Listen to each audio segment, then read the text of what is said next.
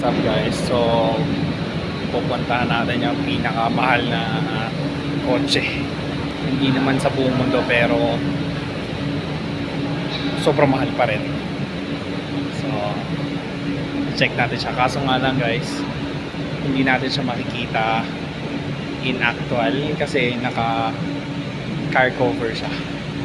Pero guys, kahit pa sabihin mo na naka car cover siya, tangina guys, kita mo yung hubog ng kotse.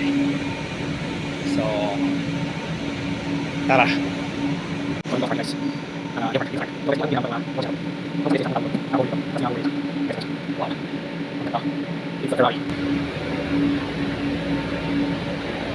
Wow,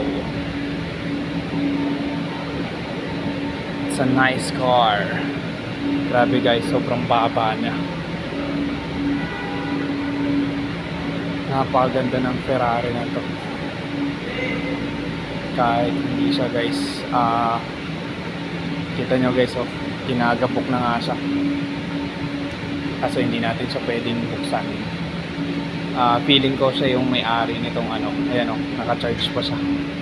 So baka kasi malobat kapag hindi mo siya charge. Kahit hindi ginagamit dapat naka-charge. So yan, palagay ko ito ay 458 Italia na Ferrari.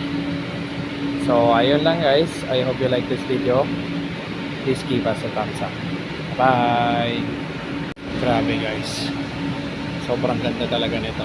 Kahit hindi siya guys nakikita, pero alam mo sa kanya na Ferrari siya guys. So ang lapit. Kaso nga lang guys, hindi natin siya pwedeng i-reveal or buksan kasi guys, nagagalit yung may-ari.